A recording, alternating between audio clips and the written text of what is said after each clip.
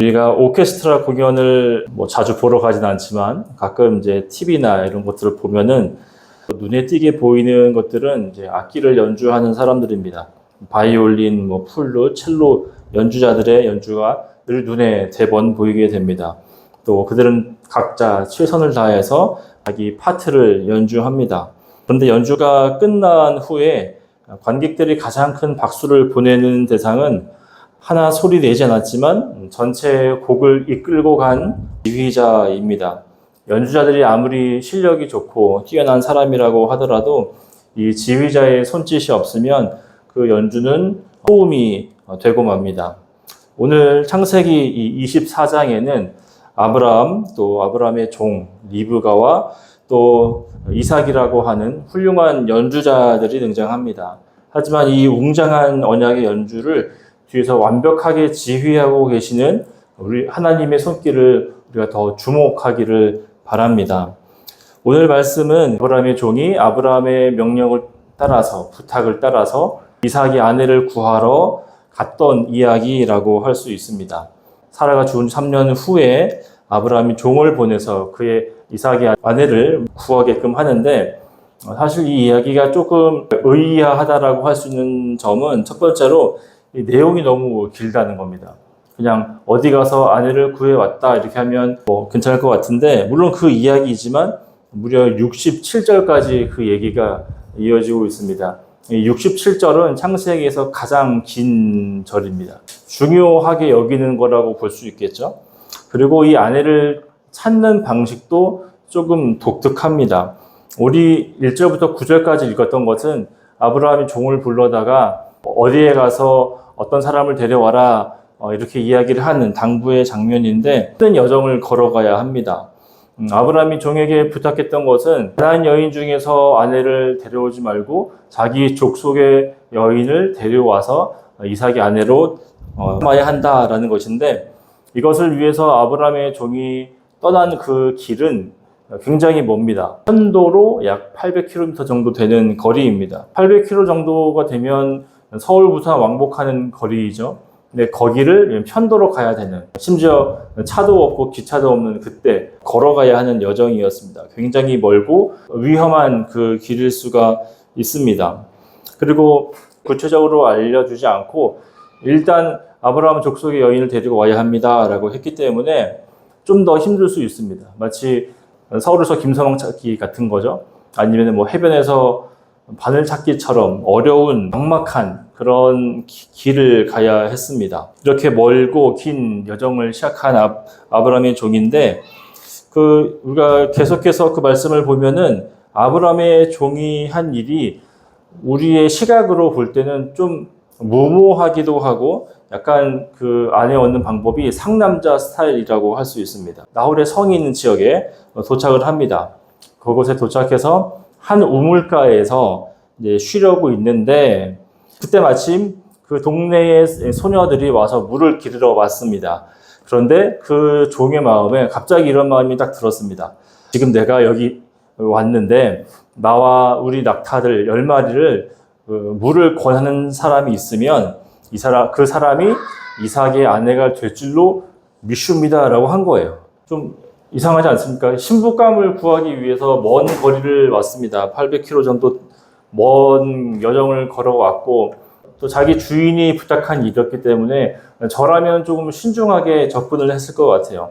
그 동네에 갔으면 일단 뭐 하고 싶은 대로 하기보다는 동네 이장을 좀 찾아가서 여기 뭐 아브라함의 족속 중에 좀 뭐 처녀가 있습니까? 물어본다든지, 아니면 좀 광고를 좀 내가지고 신부 대모집 뭐 이렇게 하면 좋을 것 같아요. 그리고 정말 저 사람이 어떠한 사람인지 좀 면밀하게 알아보고 이런 과정으로 해야 할 것 같은데, 물론 이 종이 기도하면서 그 아내를 구했다라고 한들 저로선 좀 당황스러울 수 있을 것 같아요. 그러니까 뭐 헌팅하는 것도 아니고 멀리 가서 그냥 우물가에 앉아서 딱 번뜩이는 생각으로 이렇게 물어본다는 것이 좀 일반적인 신부감을 구하는 거라고는 할 수 없지 않습니까? 그런데 더 이상한 건 이제 리브가예요.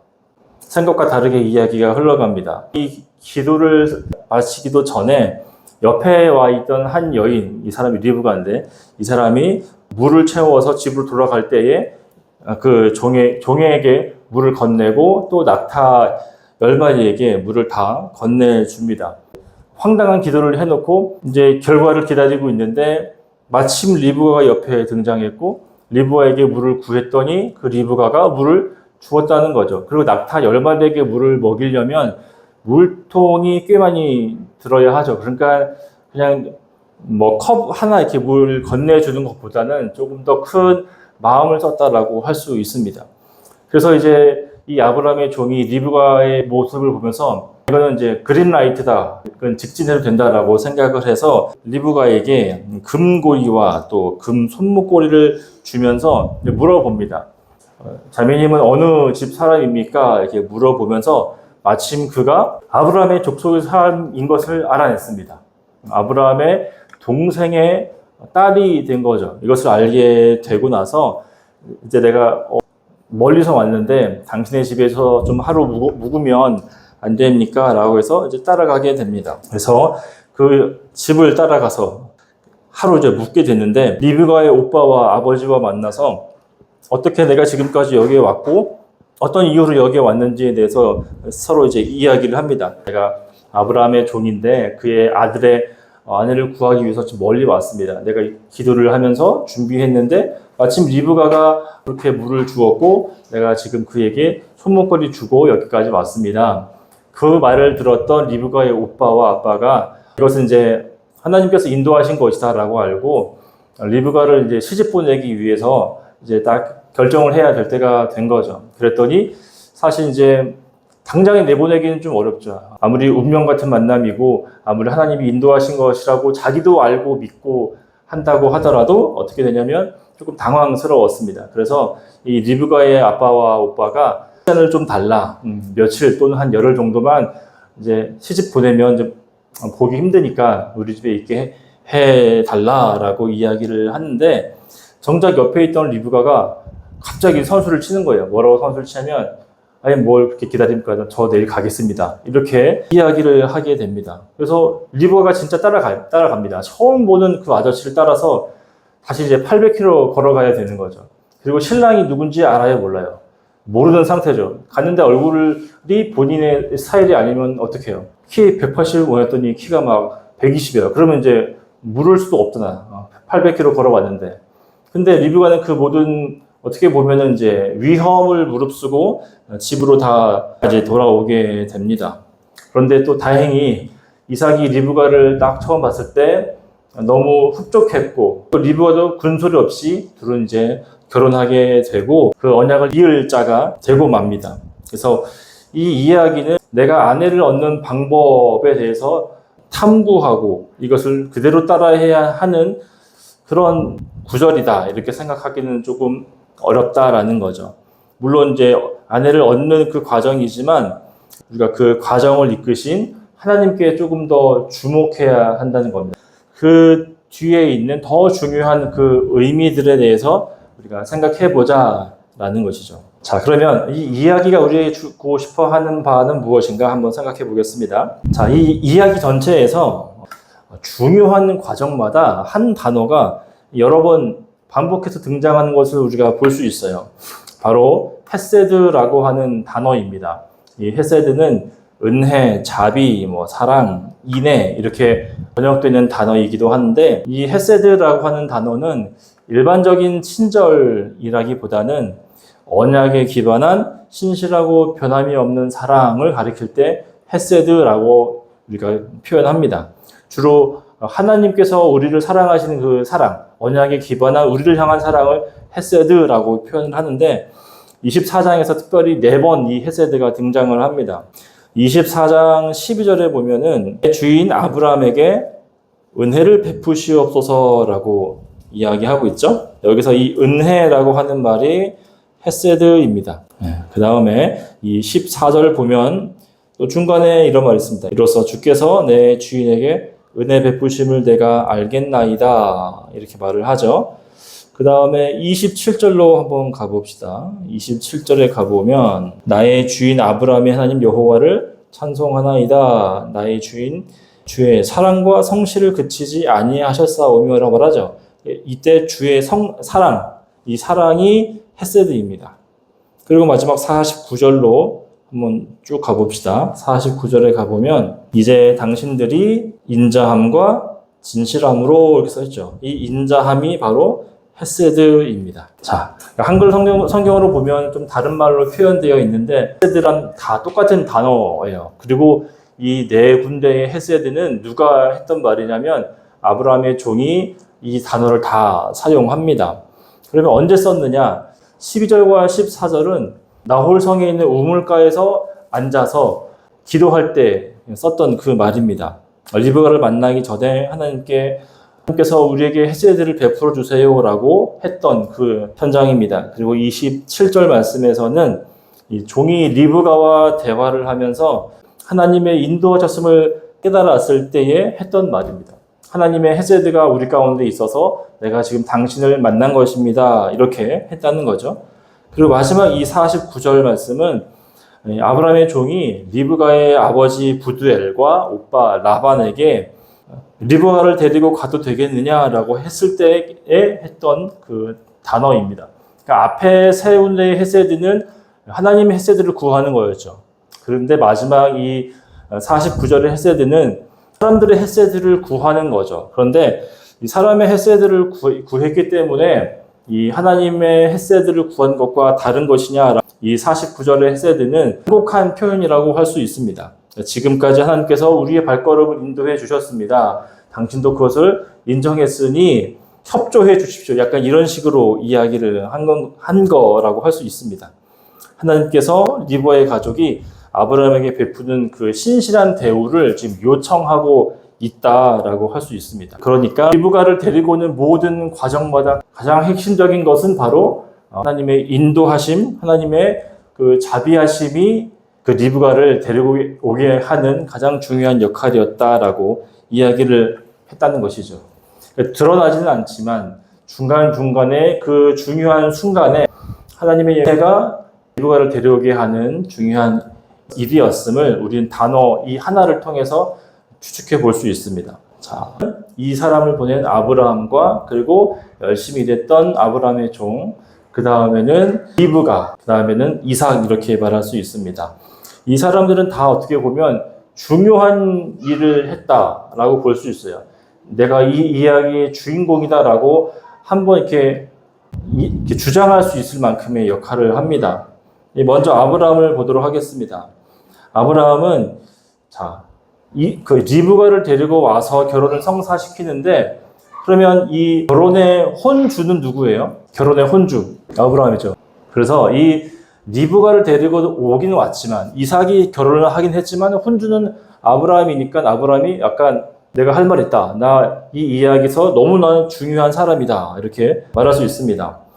그리고 창세기 25장 20절을 보면은 이삭이 결혼을 할 때가 40살입니다. 40살. 이삭이 나이 40에 결혼을 하게 됩니다. 근데 이 나이 40 된 아들의 신부감을 구하러 발벗고 나선 사람이 할 수 있습니다. 아들의 신부감을 찾아 주었어요.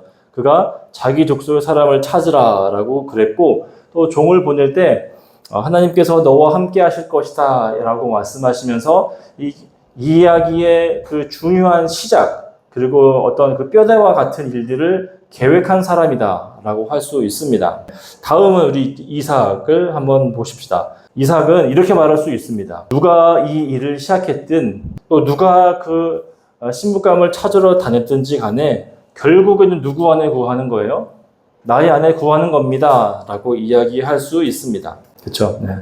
아브라함이 직접 종을 보내서 리브가를 데려오게 한 것은 이삭이 결혼 생각이 없거나 능력이 없어서라기보다는 아들을 사랑하는 마음에 그를 보냈을 것입니다. 그리고 이 이삭의 아내의 위치가 굉장히 사실 또 중요해요.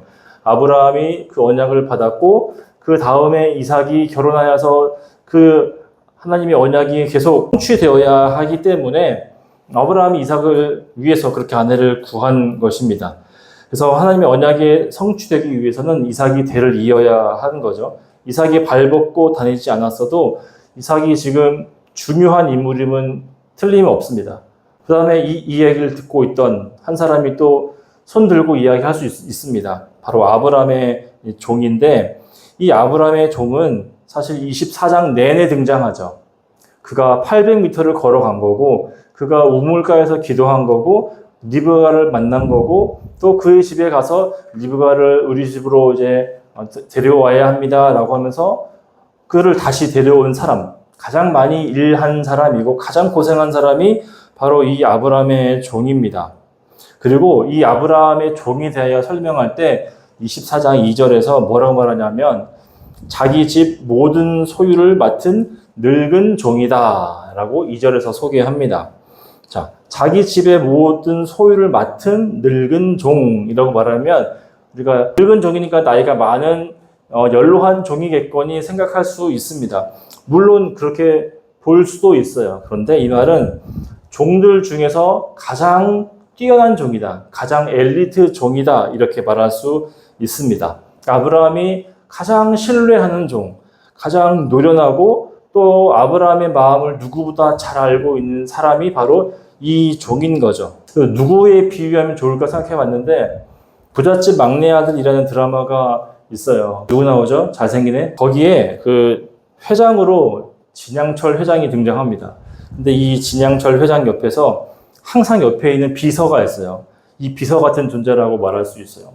왜냐하면 이 진양철 회장이 자기의 그 장남보다 자기 비서를 더 신뢰하기 때문입니다. 드라마를 보면은 그 진양철 회장이 자기 비서한테 뭐라고 말하냐면, 너는 왜 너의 부모님에게서 더 태어났냐? 내 아들로 안 태어나고, 이렇게 약간 안타까워하는 마음으로 이야기하는 장면이 있습니다. 가장 곁에 두면서 나랑 마음이 통하고 나의 그 일을 다 도맡아서 할 정도의 능력이 있는 사람, 그 사람이 지금 아브라함의 종과 같은 사람인 거죠. 그 다음에 리브가도 마찬가지입니다. 리브가도 할 말이 있습니다. 리브가는 어떻게 보면 이 황당무계한 그 아브라함의 종의 말에, 그의 제안 앞에서 머뭇거림이 없습니다. 리브가는 정말 강돌하고 결단력 있는 모습을 보여주고 있어요.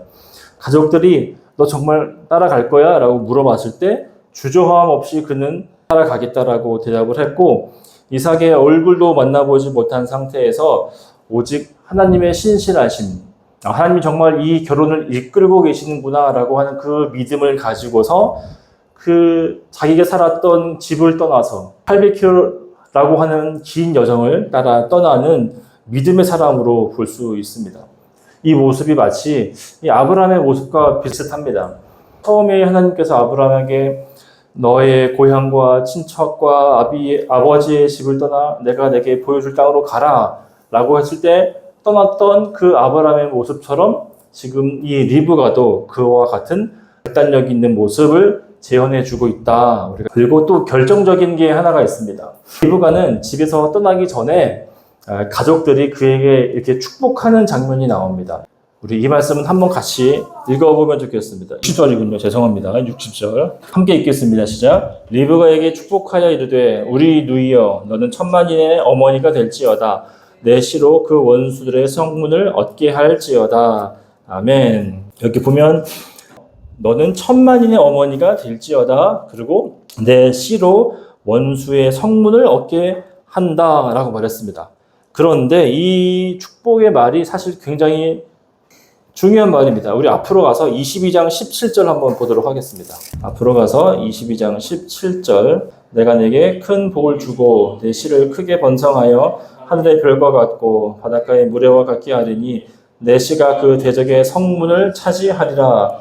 아멘.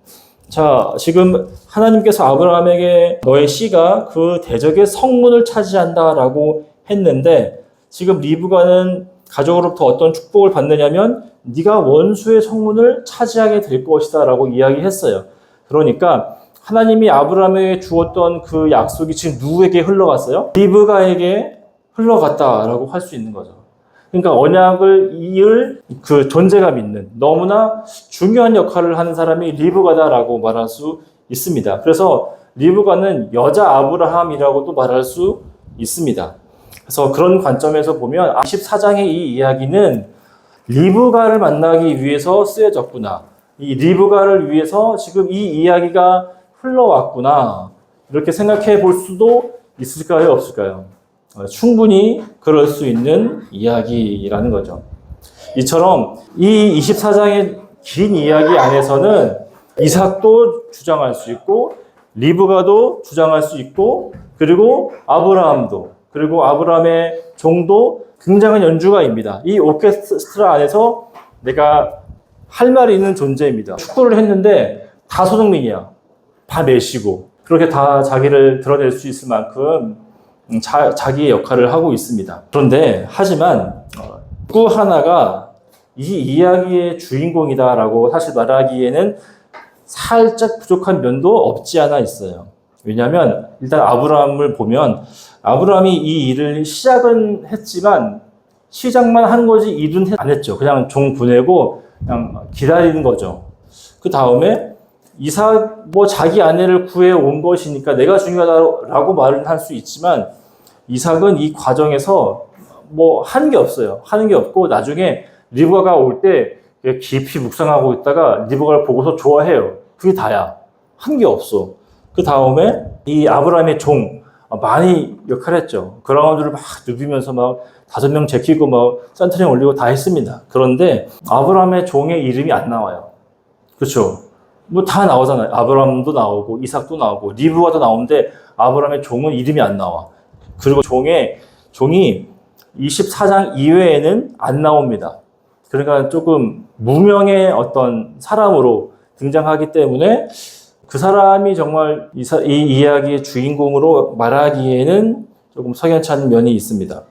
그 다음에 리브가가 결단력이 있었습니다. 믿음이 있었어요.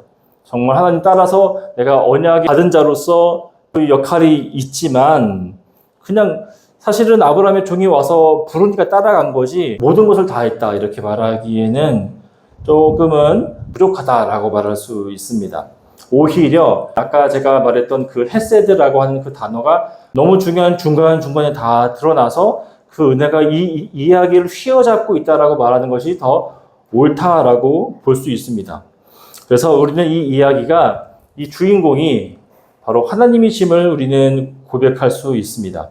하나님은 이 이야기에서 구경하거나 몰래 숨어 계시거나 또 관심 없는 분처럼 나오지 않습니다. 그리고 어떤 점에서 하나님께서 이 이야기의 주인공이라고 할 수 있느냐면 첫 번째는 이 종의 익명성입니다. 종의 이름이 나오지 않는다는 거예요. 가장 많이 행동하고 공을 세운 사람이 아브라함의 종이기는 하지만 성경에서 이름이 나오지 않습니다.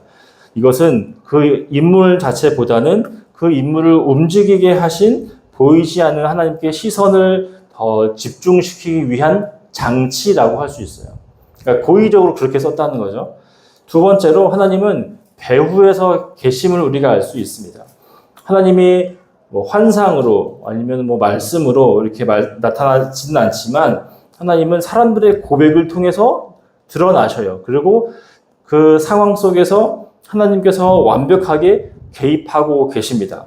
예를 들어서 우리 7절 말씀에 보면은 아브라함이 모든 그 이야기들을 다 해주고 어디로 가야 되고 어떤 사람을 만나야 되고 이거를 이야기할 때에 7절에서 하나님의 사자가 너보다 앞서 가실 것이다 라고 하면서 아브라함이 확신에 차 있습니다. 그 다음에 50절 말씀에 보면은 50절은 어떤 상황이냐면 아브라함의 종이 리브가의 집에 가서 부두엘과 하란을 만나서 설득하고 있는 장면이었는데 그때에 그 부두엘과 라반이 말한 말입니다. 뭐라고 말했냐면 이 일이 여호와께로부터 말미암았다 이렇게 이야기합니다. 그러니까 이 일이 시작과 마침이 하나님께서 간섭하심을 우리에게 알려주고 있다는 거죠. 시작도 과정도 결과도 바로 주권자야 하나님께서 나타나고 계심을 우리에게 알려줍니다.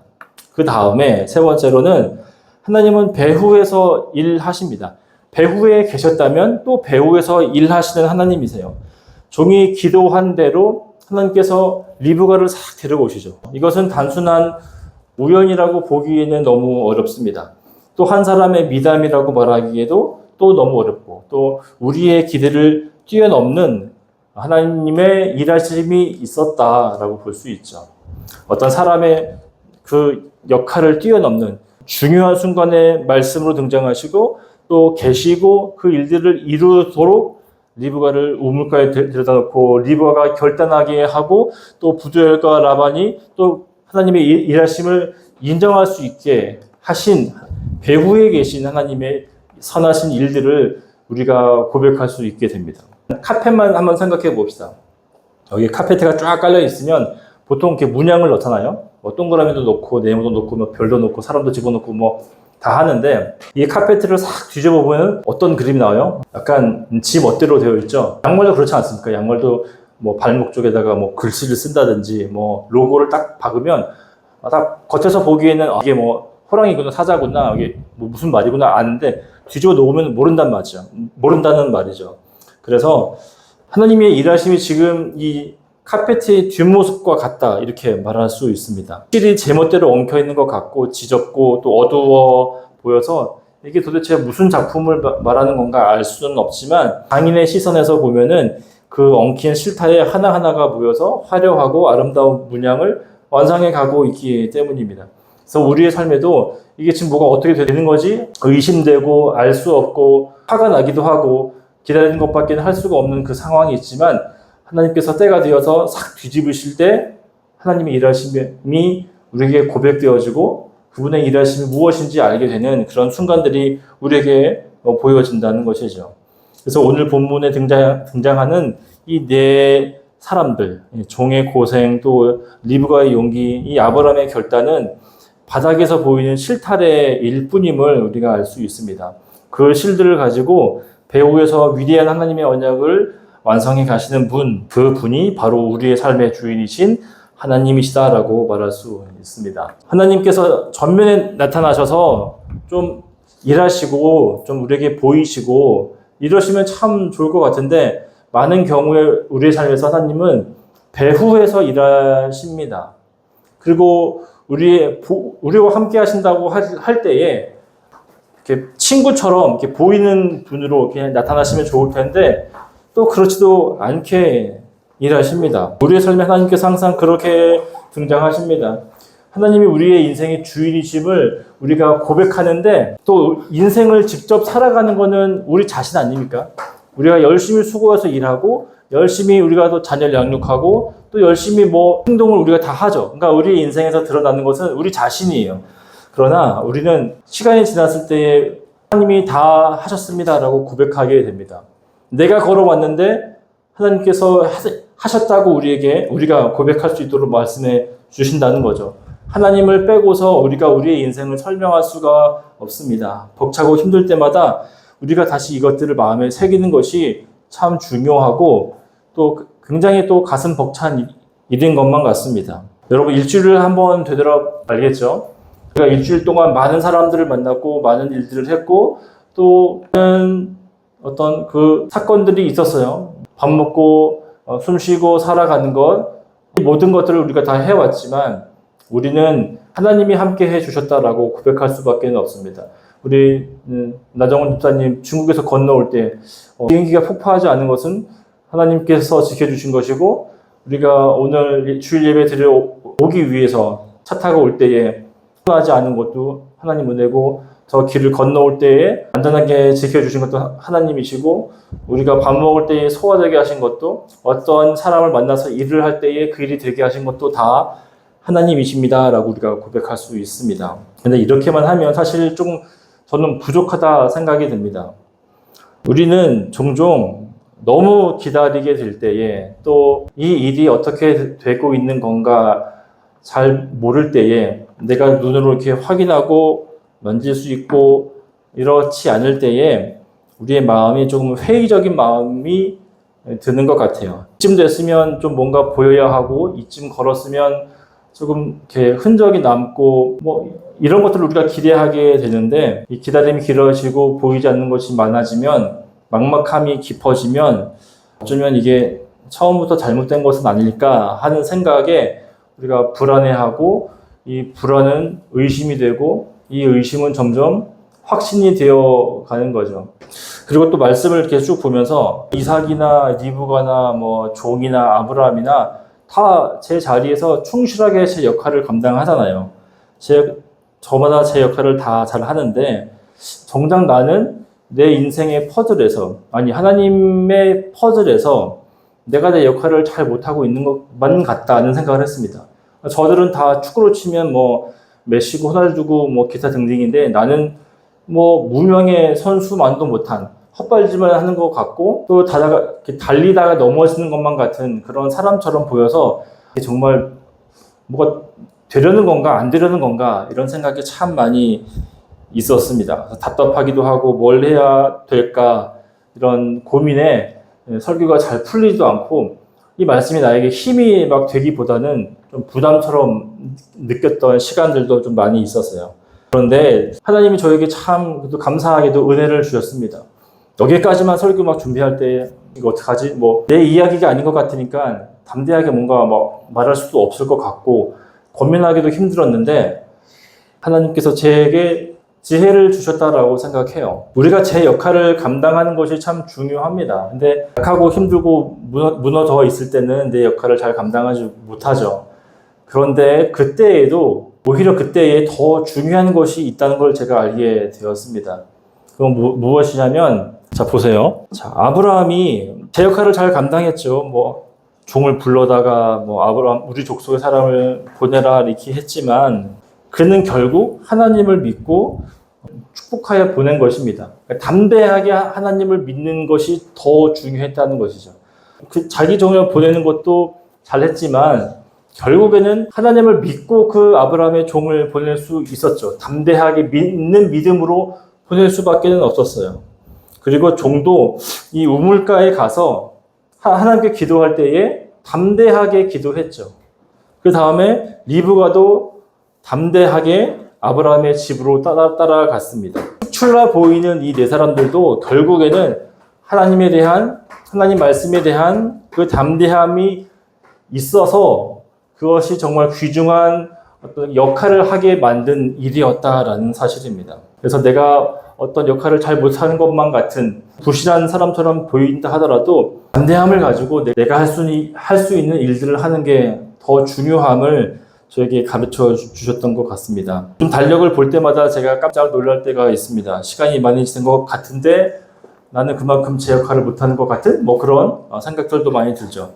시간이 많이 지난 것에 대한 그런 뭐 조급함 같은 것도 다 우리에게 있지 않습니까? 그래서 기분이 썩 좋지 않지만 내가 한 것을 헤아리기보다는 하나님의 이끄심을 되돌아보고 다시 담대하게 우리의 자리를 지키는 것 그것이 너무나 중요하다는 말씀을 모두에게 전해주는 것만 같습니다. 아무리 뭐 날고 기는 아브라함이 있고 아브라함의 종이 있다 한들 그 가운데 하나님의 은혜가 없다면 그 가운데 하나님의 개입하심이 없다면 아무 소용이 없습니다.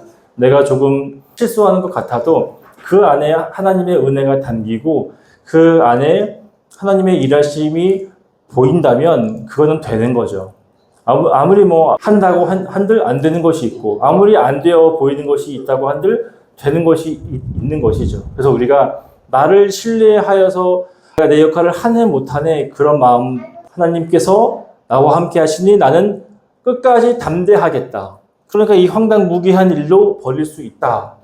버려야 한다. 이 말씀 우리에게 전해주고 있습니다. 하나님의 헤세드는 우리와 함께 항상 함께하고 계십니다. 우리가 이것을 믿으면서 나의 어떤 기량에 대해서 나의 실력에 대해서 집중하기보다 담대한 믿음으로 우리의 믿음의 걸음을 걸어가길 바랍니다.